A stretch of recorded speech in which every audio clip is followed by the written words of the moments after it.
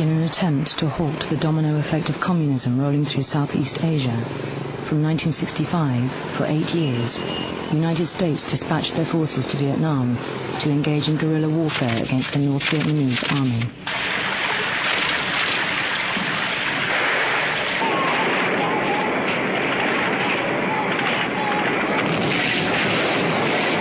But they miscalculated the ingenuity of the Viet Cong enemy. They were impossible to find. The tunnel system was extensive. Here at Cu Chi, 250 kilometers of underground passages connected 6 outlying villages. Several stories deep, over 16,000 Viet Cong lived, performed medical operations and made weapons in horrific conditions for months, sometimes years at a time. Faced with this invisible enemy, the Americans resorted to a massive firepower campaign, dropping more bombs than all the ordnance dropped in World War II.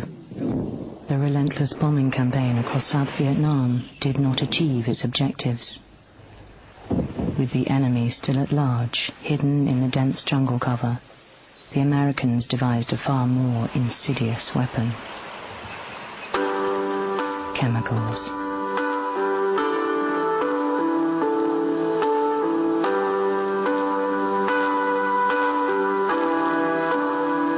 We hear people yelling about chemical warfare, and they ask you, what is chemical warfare? They're doing it in Colombia right now.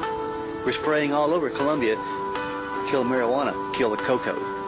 So you have to ask yourself, what is chemical warfare?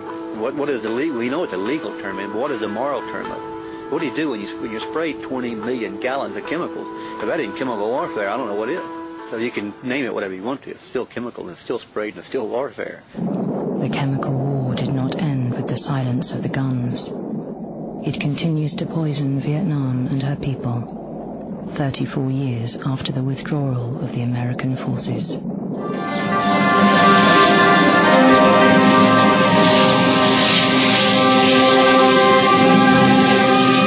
Beneath the often beautiful veneer, there are sinister reminders throughout Vietnam of the unfinished war. The Vietnamese call this lake near Bien Hoa City a toxic hotspot. The Americans stored huge quantities of Agent Orange at an airbase just 500 metres away. Dioxin from there was absorbed into the groundwater and the soil. And while the Americans left here nearly 30 years ago, they left this deadly legacy behind. The Vietnamese say that the poison has killed and maimed their families and will continue to do so for generations to come. American and Vietnamese scientists took blood samples from local people in the late 90s. They found extraordinarily high levels of dioxin.